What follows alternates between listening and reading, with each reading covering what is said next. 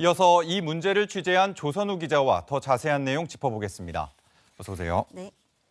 네, 지난주부터 오늘까지 6차례에 걸쳐 전주 모 신협에서 벌어진 임원진 갑질 의혹과 지역 신협 전반의 부실 경영 실태를 전해드렸는데요.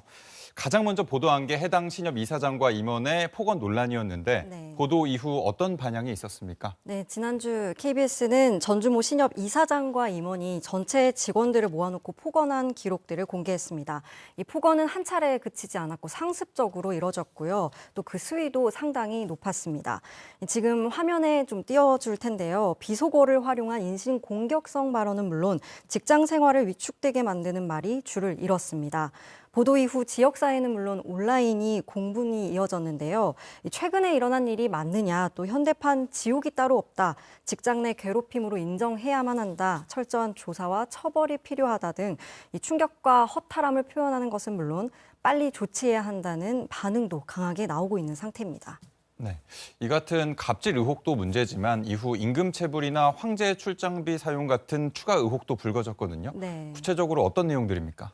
네, 모욕적인 발언으로 취재를 시작한 건 맞지만 해당 신협에서는 다른 문제들도 터져 나왔습니다.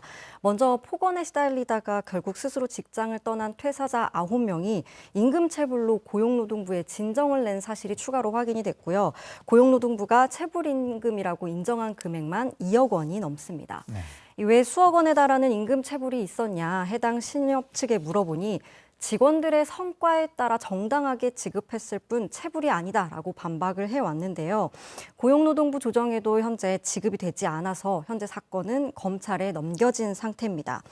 직원들은 임금 체불을 했지만 정작 이사장은 1년에 1억 5천만 원 넘는 돈을 받았는데 출근하지 않아도 되는 비상임직의 이사장이 조합으로부터 억대의 돈을 챙기는 사이 직원들은 폭언에 임금 체불까지 겪는 사태가 벌어진 겁니다.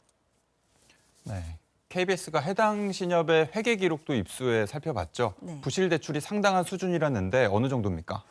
이사장의 이 황제 출장비 논란을 점검하려고 경영공시, 회계감사 보고서 등등을 좀 살펴봤는데요. 2만 5천 명에 달하는 이 지역 주민의 출자금으로 운영되는 이 신협, 자산 건전성이 상당히 의심스러웠습니다. 일단 지난해 적자가 69억 원은 손실이 났고요.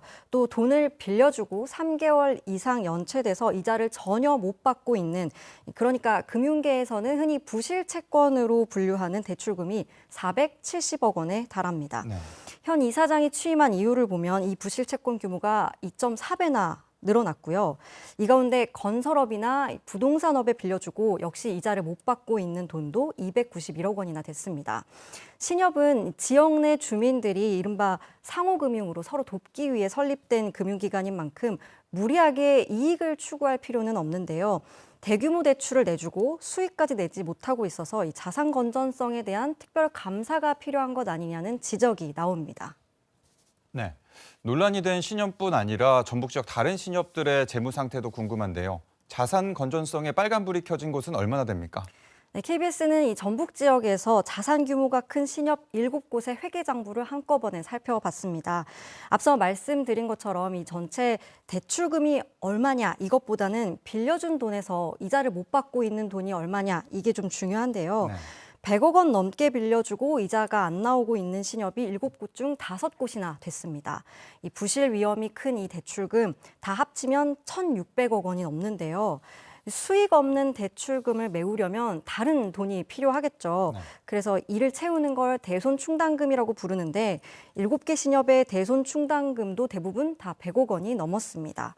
결국 이 돈들은 다 우리 지역 주민들의 출자금이나 각 신협이 수십 년 동안 모아온 돈이기 때문에 불리지는 못할 망정 잃어서는 안 되는 돈들입니다. 네, 결국 신협과 같은 상호금융은 사후 관리보다 사전에 내부 통제를 할 근본적 해법이 필요해 보이는데 네. 어떤 대안이 뒤따라야 할까요? 앞서 리포트에서 보신 것처럼 올해 국감에서 이 신협의 비리와 부실 경영이 뜨거운 감자로 떠올랐습니다. 네. 전국에 신협이 800여 곳이 있는데요. 이 가운데 지난해 적자를 본 곳이 31%, 그러니까 신협 3곳 중 한 곳은 적자 신협이다 이렇게 보셔도 무방할 것 같습니다. 네. 각각 이름도 다른 개별 신협이다 보니까 신협 중앙회에서 일괄적으로 규정을 적용해서 재무 상태를 검사하거나 감독할 권한은 사실상 있지 않습니다.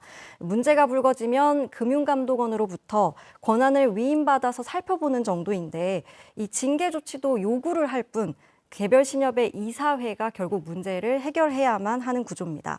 그러니까 다시 말하면 지역에서 개별 신협이 자신 문제를 스스로 자정해야만 한다는 건데요. 쉽지 않겠죠. 이 구조를 개선해야만 도덕적 해이나 부실 경영을 근본적으로 해결할 수 있을 것으로 보입니다. 네, 여기까지 듣겠습니다. 고맙습니다.